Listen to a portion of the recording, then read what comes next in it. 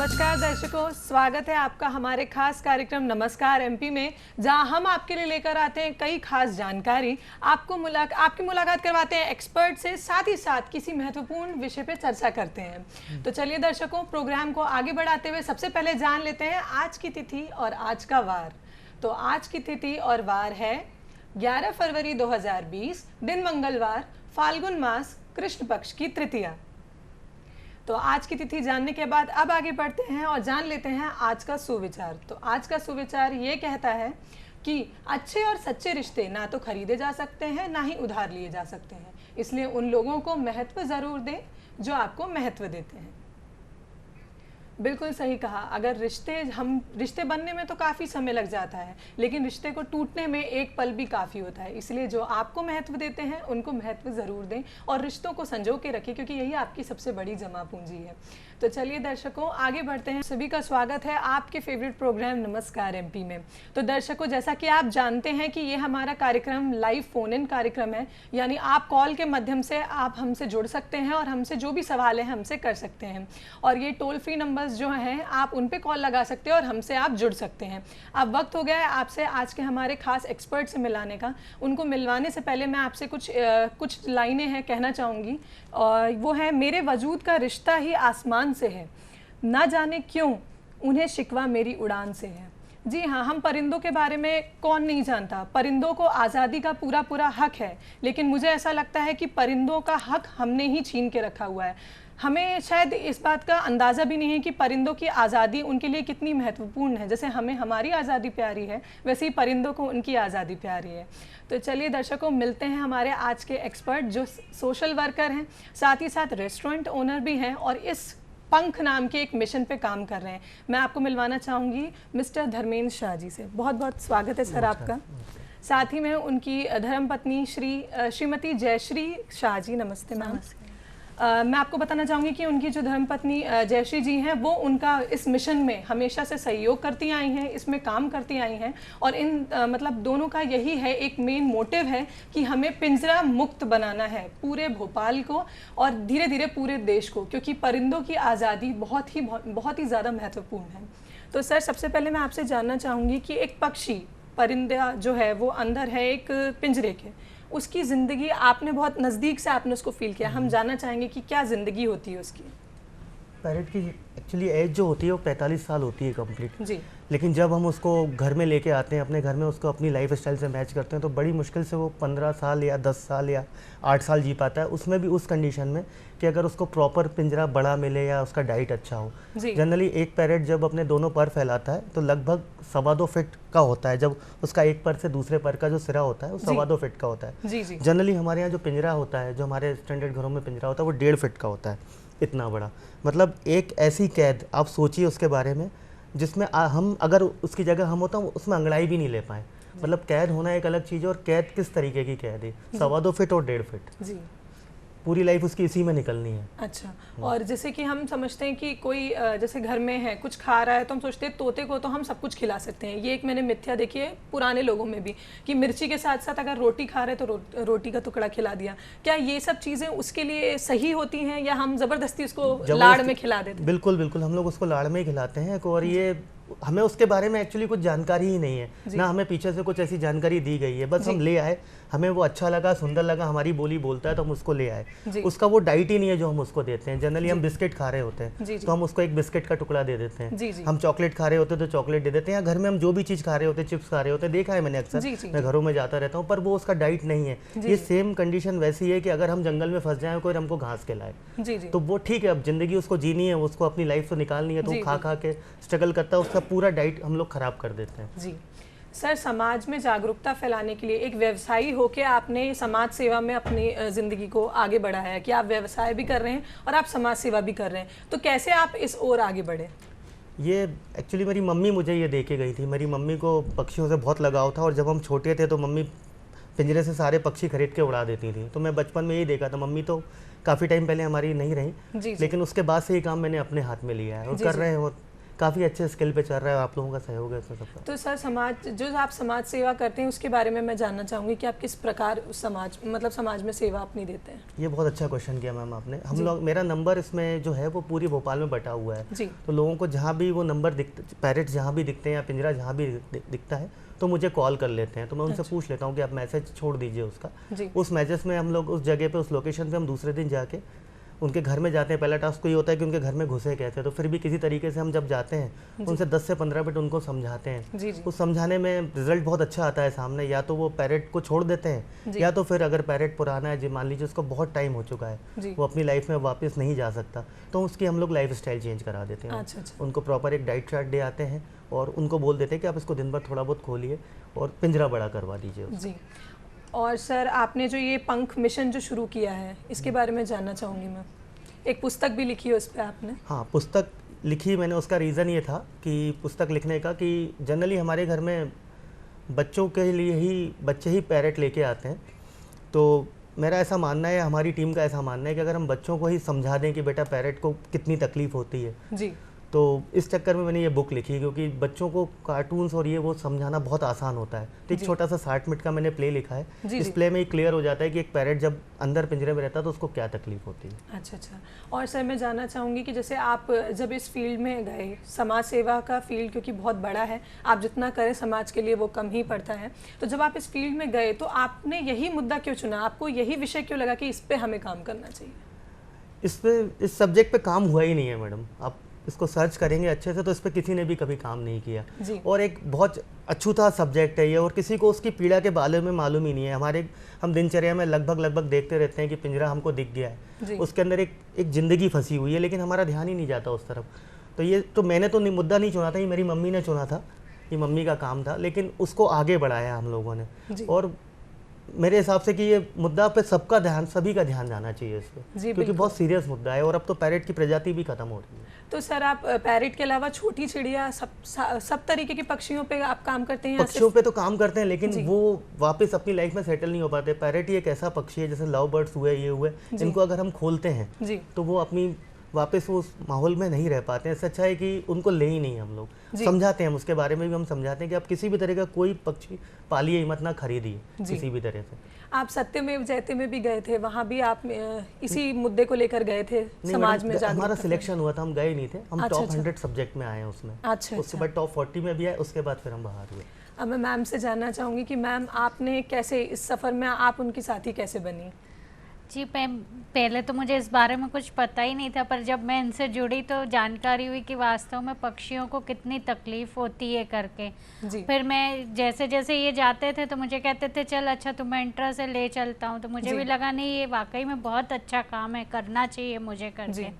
तो मैं इसी तरह इनके साथ जुड़ती चली गई और इनके साथ साथ देती चली गई। मैंने आपसे जाना था कि आप ये व्यवसाय में लगे रहते हैं, तो मैम ही हैं जो पूरी तरीके से इसको संभालती हैं। मैं अगर नहीं जा पाता हूँ तो मैं इसको मैसेज कर देता हूँ, तो ये बचे हुए काम ये कर लेती है पूरे। अच्छा। कई बार ऐसा होता है मैं फूड बिजनेस में हूँ तो मेरा निकलना थोड़ा कम होता है, तो पीछे के काम ये संभाल लेती है। जागरूकता फैलाने के लिए आपने क्या क्या माध्यम चुने? मतलब कैसे आप उस पूरे समाज सेवा की जो फील्ड है इसमें आप जागरूकता फैलाने के लिए आपने क्या किया? जागरूकता, मैं थोड़ा सा शौकीन हूँ लिखने का, तो मैंने अपनी जो लेखन है वो उसको इसमें डाइवर्ट कर लिया है। अच्छा। तो मेरा ऐसा मानना है कि अगर पैरेट हमारे जैसा बन के अगर हमसे बात करे तो कैसा होगा, तो मैंने पोइट्री उस पर लिखना चालू करी और मैंने 60 या 65 सब्जेक्ट पे लिखा भी है। तो आजकल हमारे पास एक बहुत अच्छी चीज़ है, हमारे हाथ में मोबाइल है और सोशल मीडिया है, तो हम लोग व्हाट्सअप, फेसबुक, इंस्टाग्राम को अच्छे से यूज़ करके इसका एजुकेशन इसमें फैला रहे हैं कि एक पैरेट को, फॉर एग्जाम्पल दिवाली आई तो क्या सोचता होगा, त्यौहार आया तो क्या सोचता होगा, शाम को बंधा हुआ क्या सोचता होगा। तो उस पर पोइट्री लिखी और वो आसान लिखी थी कि बच्चों को समझ में आए। सर जो आपने अपना सपना देखा था कि पिंजरा मुक्त भोपाल का, ये इस ओर आप बढ़े, लेकिन आप एक बहुत अच्छे राइटर भी हैं, तो आपकी राइटिंग के बारे में जानना चाहूँगी कि राइटिंग में आपने क्या, मतलब इस किताब के अलावा आपने और क्या क्या लेखन कार्य किया है? लेखन कार्य में मैडम ये पंख लिखी है मैंने, इसके अलावा एक जनरेशन गैप जो मेरा फेवरेट सब्जेक्ट है उसमें मैंने एक बुक लिखी है मैजिशियन। पिता और पुत्र के में जो गैप होता है वो। थर्ड मैंने बुक लिखी है बप्पा तुम कब आओगे, वो एक मॉडर्न भक्त है और मॉडर्न भगवान के ऊपर है। अच्छा। उसके बारे में आप थोड़ा बताएंगे हम लोग को? एक्चुअली हमारी आस्था सब में, भगवान को तो अब सब मानते ही हैं, तो भगवान को क्या क्या चीज़ें बुरी लगती हैं, जैसे कि कुछ भी चीज़ें दिनचर्या में होती है तो जो भगवान को बुरी लगती हैं वो मैंने उसमें डाला है कि कुछ चीज़ें हम ना करें। फॉर एग्जांपल हमारे घर में कोई सेल्समैन आता है, हम उसको गेट पर से ही भगा देते हैं। जी जी एटलीस्ट उससे पानी तो पूछ ही सकते हैं कि यार उससे हमें नहीं खरीदना है, कोई बात नहीं, उससे हम बात तो कर सकते हैं, क्योंकि उसके पास ना तो कोई प्लेटफॉर्म है, ना कुछ उसके पास बिजनेस कुछ तरीका है। तो वो इस तरीके से उसमें 6 से 7 सब्जेक्ट मैंने डाले थे, जो भगवान खुद उस रूप में आके भक्त के पास आके बात करते हैं। जी। और सर मैं जानना चाहूँगी कि जैसे हमारा ये परिंदों को मुक्त करने का जो सपना है, ये सपना आप कह रहे हैं कि आपकी माँ ने देखा था और आपने वो पूरा किया। बिल्कुल। जानना चाहूँगी मैं, उन्होंने क्या काम किया इस ओर? जब हम छोटे थे, जब मम्मी हम लोग ओल्ड सिटी में रहते थे, तो ओल्ड सिटी में पहले एक कल्चर था कि दिन भर में 2-4 दिन में एक बार बहेलिया जरूर निकलता था। तो हम लोग 3rd फ्लोर पर रहते थे ऊपर, तो हमारे यहाँ से नीचे मार्केट का व्यू दिखता था। तो जब भी बहेलिया जाता था तो हम लोग एक्चुअली मिडिल क्लास था, हमारी कंडीशन इतनी अच्छी नहीं थी, तो वो भी मम्मी के पास जो भी फंड होता था, जो भी पैसा होता था, इवन हमारी पॉकेट मनी भी होती थी, तो मम्मी उससे इकट्ठा करके उस बहेलिया के पास जाके पूरे के पूरे पैरेट खरीद के उड़ा देती थी। अच्छा अच्छा। और वो एक ही चीज़ बोलती थी कि बेटा देखो हमने इतनी ज़िंदगियों को सही कर दिया। जी सर, आपके रेस्टोरेंट की बात करें जाए तो वहाँ एक पिगी बैंक है, मैं उसके बारे में जानना चाहूँगी कि वो आपने किस चीज़ के लिए रखा है, किस चीज़ के कलेक्शन के लिए रखा है? वो कलेक्शन मैडम, ये जो भी हमारे यहाँ आते हैं, जब उनको जो भी डालना होता है, तो उसमें जो भी हमारा फंड इकट्ठा होता है, तो उससे हम लोग अनाज खरीद लेते हैं, या तो वही काम हम पक्षियों के लिए लगाते हैं। वो थोड़ा ही आता है अमाउंट, तो उससे काफ़ी कुछ करते हैं, उसके बहुत अच्छी हेल्प मिलती है। जनरली हम लोग किसी घर में जाते हैं, वहाँ हम लोग देखते हैं कि पिंजरा छोटा है जी, और वो लगता है कि वो लोग नहीं लेने वाले, तो हम अपने फंड में से उस पिंजरे को उनको बड़ा 2-2.5 फीट का पिंजरा मंगा के दे देते हैं। अच्छा सर, जैसे खाने की बात की जाए, आपने एक लेख लिखा था कि वेस्टेज बहुत, मतलब खाने की वेस्टेज किसी और के लिए काम आ सकती है। अगर हम तो वेस्ट कर देते, जैसे आज के टाइम पे फास्ट फूड का इतना है, तो ज़्यादातर घर में बना खाना कुछ दिनों बाद वो फिक ही जाता है, लेकिन वो परिंदों के लिए काम आ सकता है या जानवरों के लिए काम आ सकता है। तो उस बारे में आपने एक लेख लिखा था, उसके बारे में जानना चाहिए। बिल्कुल मैडम, ये मैंने लिखा था इसके बारे में। हम एक मतलब एक नॉर्मल फैमिली जिसके घर में 4 से 5 लोग हैं, वो आराम से दिन भर में 20 से 25 पक्षियों का पेट भर सकते हैं। कैसे? जनरली हमारे यहाँ एक रोटी तो बची जाएगी, खाने में थोड़ा सा चावल तो बचता ही है, वो हम फेंक देते हैं। उसको हम लोग प्रॉपर एक बर्तन में, कसोरे में या इसमें मिट्टी के बर्तन में रख दें, रोटी को मैश कर दें, और अगर अपनी बालकनी या टेरेस या जो भी रखना हो तो उससे, और धीरे धीरे 2-4 दिन में उन पक्षियों की आदत हो जाती है, रोज़ आने लगता है। और वो ज़्यादा नहीं होता, मतलब एक रोटी से करीब 1 या 2 रोटी से मैंने एवरेज निकाला था, 10 से 12 चिड़िया खाना खा लेती हैं जी। तो इस तरीके से अगर हमारे घर में थोड़ा सा भी अनाज बच रहा है तो हम लोग पक्षियों को खिला सकते हैं। और हमारे यहाँ जो कटिंग होती है सब्जियों की, जैसे कि हमने गोभी काटी या जो भी है, तो उसका अगर हम प्रॉपर एक जगह रखें तो वो गाय को डाल सकते हैं। इसमें मैं भी कुछ कहना चाहूँगी। जी बिल्कुल बिल्कुल। कि जैसे मैं चिड़िया को रोटी डालती हूँ, मेरी भी आदत है, अब इनके साथ रह के ये आदतें तो आ ही जाती है। जी जी। तो ऐसा होता है कि आप में एक्साइटमेंट है, चिड़िया को फिर चावल नहीं, आपसे वो रोटी ही मांगेगी कि मेरे लिए रोटी ही डालो। तो आपका एक अटैचमेंट हो जाता है परिंदों से, उस वजह से। परिंदे क्या, हम ये कहते हैं कि जितने भी जीव जंतु हैं, एक अटैचमेंट हमारा हो ही जाता है उनसे।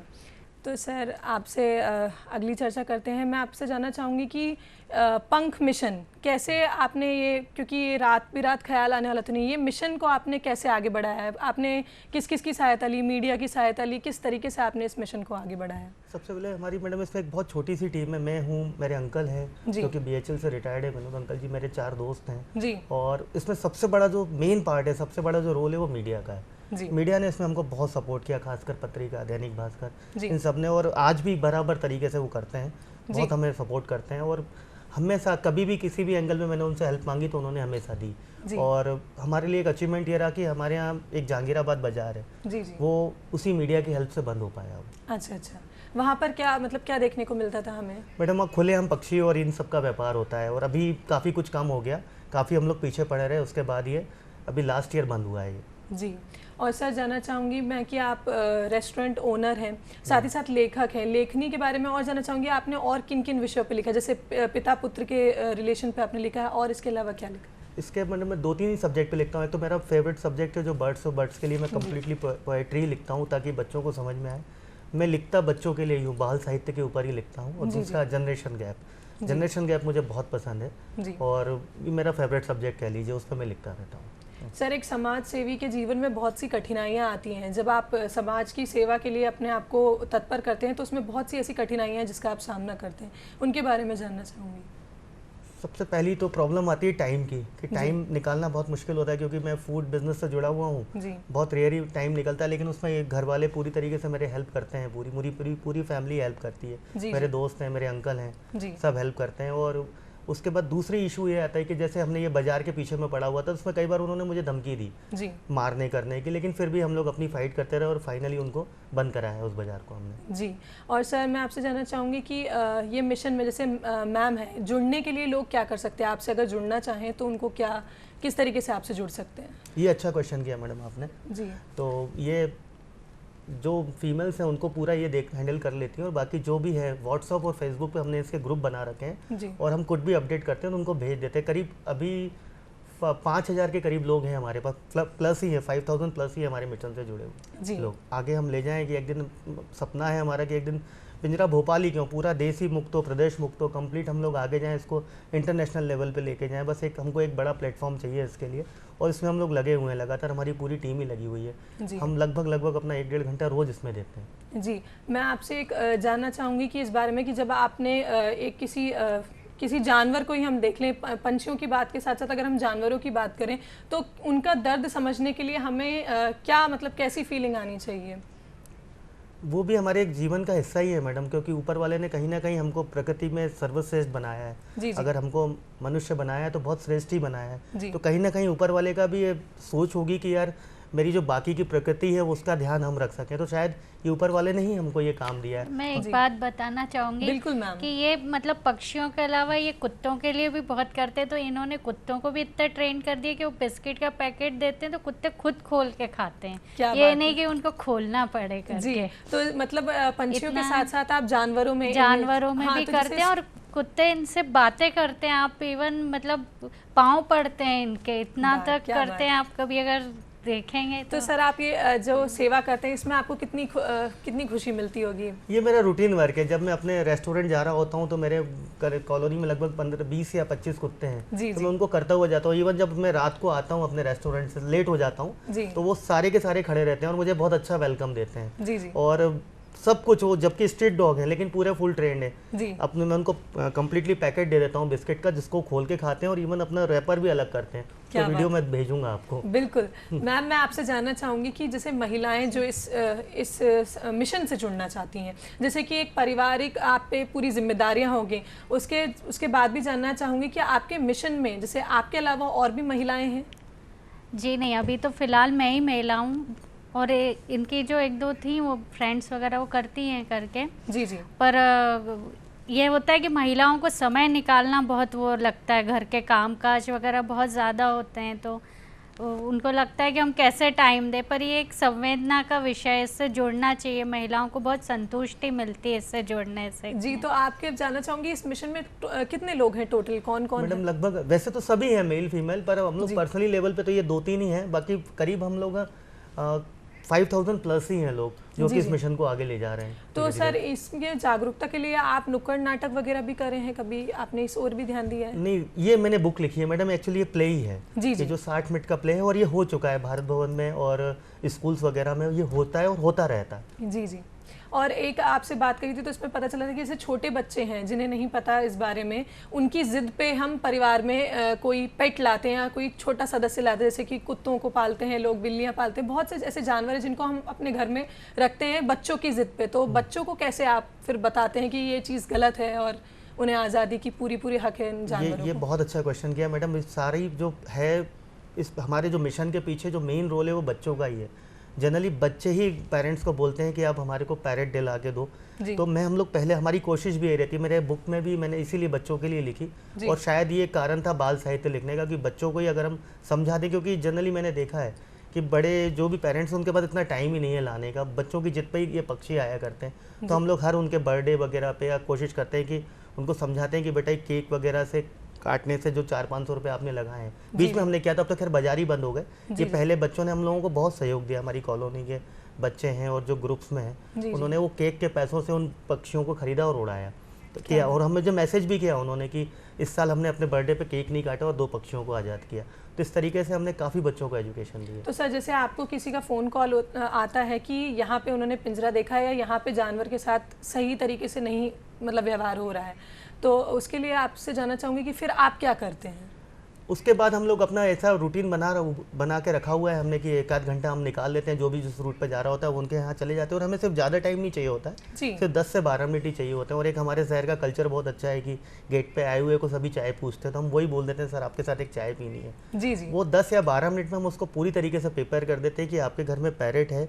जनरली उनके घर में जो पैरेट है उन्होंने उससे एक रिश्ता बना के रखा हुआ है, उसको या तो उन्होंने बेटा बना के रखा हुआ है या भाई बना के रखा हुआ है, या कुछ घर में ऐसे मेंबर है जो उसके बगैर 5 मिनट भी नहीं रह पाते हैं। मैं उनसे 3 से 4 चीज़ें ही पूछता हूँ, उसी में वो हताश हो जाते हैं कि शायद ही हमसे गलती हो रही है। उनसे जाते से पूछता हूँ मैडम आपको कैसे मालूम अगर इसको बुखार आएगा तो आप कैसे पता लगाओगे कि बुखार आया है? तो कहते नहीं हमें नहीं मालूम पड़ता। तो इस तरीके की 2-4 चीज़ें और हैं, जैसे कि बुखार एक ऐसी चीज़ है जो पक्षियों को, जानवरों को, हमको सबको ही आता है। घरेलू पैरेट 7% घरेलू पैरेट बुखार से मर जाते हैं, 2-3 दिन गुमसुम रहते हैं और बेचारे मर जाते हैं क्योंकि उनको ट्रीटमेंट नहीं मिलता। जंगलों में तो अपना इलाज वो खुद ही कर लेते हैं। बिल्कुल। और इसके अलावा बहुत सारी चीज़ें हैं कि मैंने जैसे आपको बताया कि 2.25 फीट का वो जब दोनों पर फैलाता है तो 2.25 फीट होता है, और हमारे यहाँ पिंजरे का जो साइज है वो 1.5 फीट से ज़्यादा मैंने देखा ही नहीं, बहुत कम ही देखे हैं जो पिंजरे 1.5 फीट से ज़्यादा के होते हैं। तो इस तरीके से हम उनको समझाते हैं, वो लोग समझते भी हैं। 2 रिजल्ट हमारे सामने आते हैं। अगर पैरेट मान लीजिए 2 महीने 3 महीने हुए हैं और हमको पैरेट का पता लग गया कि इनने पाला हुआ है तो उस पैरेट को हम लोग लेके श्यामला पहाड़ी पे छोड़ देते हैं या लेक के किनारे छोड़ देते हैं, जिससे कि अपनी फैमिली में वो कनेक्ट हो जाए या अपने झुंड में चला जाए। लेकिन 95% केस हमारे पास ऐसे आते हैं कि पैरेट को 5 साल हुए हैं, 4 साल हुए हैं, 2 साल हुए हैं, अब वो अपनी लाइफ में वापस नहीं जा सकता। उस कंडीशन में हम लोग उसकी लाइफ स्टाइल चेंज करा देते हैं, उनको एक डाइट चार्ट प्रॉपर दे आते हैं और उनको समझाते हैं कि अब इसकी आगे की लाइफ क्या करनी है। तो सर जैसे आपने बताया कि ये प्रक्रिया की कहीं से पकड़ के लाए जाते हैं, एक वहाँ से लेके एक पिंजरे तक का सफ़र में जानना चाहूँगी किस तरीके से उनके साथ व्यवहार किया जाता है? ये बहुत बुरा व्यवहार होता है मैडम उनके साथ। जब ये पक्षियों को ये बुधनी घाट से लाए जाते हैं, जहाँ तक मेरा तजुर्बा है इसका पूरा हमने पता किया था, तो ये लेकिन जब इनको पकड़ा जाता है और वो पकड़ने के टाइम बहलिया जब इनको पकड़ता है प्रॉपर जाल वगैरह इनको बुझा के, और जब मार्केट में जब ये बिकने आते हैं, जब तक ही है लगभग एक बहुत बड़ा परसेंटेज 15% ये मर चुके होते हैं, क्योंकि उनको पकड़ के उसको कस के पकड़ के उनको डब्बों में डालना और करना, जाल में पकड़ना, तो किसी पक्षी का पाँव टूट जाता है, किसी का पंख टूट जाता है। टूटे हुए पक्षी कोई भी नहीं खरीदता, जिसके परवर टूटे होते हैं तो वो वहीं उसको डैमेज कर दिया जाता है। इसके बाद अभी इनकी स्टोरी ख़त्म नहीं होती। जब ये बाज़ार में आ जाते हैं तो बाज़ार में जाने के बाद इनको बुरी तरीके से रखा जाता है। छोटे छोटे, आपने शायद बाजार में देखा होगा कि 6-6 इंच के पिंजरे होते हैं, 5-5, जिसमें उनकी पूंछ बाहर हो जाती है, मुंडी बाहर होती है, तो वहाँ पे भी बाजार में शोपीस बन के रखा जाते हैं। और सबसे बड़ी बात यह है कि उस बाज़ारों के अंदर ना इनको खाना दिया जाता है ना पानी दिया जाता है। तो 5 से 6% जो हमने एवरेज निकाला है, 5-6% ये वहाँ मर जाते हैं। मतलब पैरेट पकड़ने से लेकर पैरेट बिकने तक 100 में से 75 पक्षी बचते हैं, 25 तो पहले ही मर जाते हैं। जी, तो सर आपसे मैं जानना चाहूँगी कि चलते चलते आप हमारे दर्शकों को किस तरीके से इस बारे में जागरूक करना चाहेंगे कि कितना गलत है कि हम किसी की आज़ादी अपने हाथों में रोक के रखी कि हमें नहीं आज़ाद करना उन्हें? मैं बस यही बोलना चाहूँगा सबको कि आप इमेजिन करिए कि एक डब्बा है 5 फीट बाई 5 फीट और 6 फीट ऊँचा। इसको हम अनुपात करते हैं पिंजरे से। पिंजरे को मैंने अनुपात किया तो एक बहुत अजीब सा साइज बन के सामने आता है, या ऐसे समझ लीजिए कि घर का एक छोटा सा बाथरूम। अगर हमको बाहर से कोई साकड़ लगा देता है, या अगर हम बाथरूम में 5 मिनट के लिए बंद हो जाते हैं, तो वो 5 मिनट निकालना हमारी लाइफ के कितना मुश्किल होता है। और आप सोचिए उस पक्षी को पूरी ज़िंदगी निकालनी है अपनी, 1 घंटा 2 घंटा या 1 आध दिन हो तो शायद हम सोच भी लें। अगर हम कभी भी अपने जीवन में 1 आध बार ज़रूर बंद हुए होंगे, भगवान करे अच्छी बातें नहीं हुए होंगे, लेकिन कभी अगर हम बंद हुए हैं तो वो चीज़ को आप सोचिए कि 5 मिनट अगर हम बंद होते हैं तो हमें कैसा फील होता है। तो उसको तो पूरी ज़िंदगी निकालनी है, और वो पैरेट कैसे ज़िंदगी निकालेगा, वो किसी को बोल भी नहीं सकता। बिल्कुल सही। मैम आपसे जानना चाहूँगी कि जो महिलाएं इसमें जुड़ना चाहती हैं, आप उनको बताइए कि ये कितना अच्छा मिशन है और आप किस तरीके से उनकी मदद करेंगे ये बताने में। जी, ये बहुत अच्छा मिशन है और महिलाओं को तो खासकर जुड़ना ही चाहिए, क्योंकि ऐसे कहते हैं कि महिलाओं में संवेदना भी ज़्यादा होती है, तो वो इस मिशन को तो और अच्छे से आगे बढ़ा सकती हैं। और वो मेरे साथ जुड़ना चाहें तो मेरा व्हाट्सअप नंबर ले सकती हैं, उससे मेरे साथ व्हाट्सअप ग्रुप पे जुड़ सकती हैं इस मिशन के लिए। तो बहुत बहुत शुक्रिया सर, आप दोनों हमारे कार्यक्रम में इतना महत्वपूर्ण विषय हमने आज यहाँ पे चर्चा किया, और साथ ही हमें पता चला कि परिंदों की आज़ादी कितना ज़्यादा इम्पोर्टेंट है, क्योंकि आज़ादी सबको प्यारी है। तो दर्शकों, आज के लिए बस इतना ही। अगले बार फिर मिलेंगे, आपके लिए कुछ नए महत्वपूर्ण विषय पर आपसे चर्चा करेंगे। तब तक के लिए नमस्कार।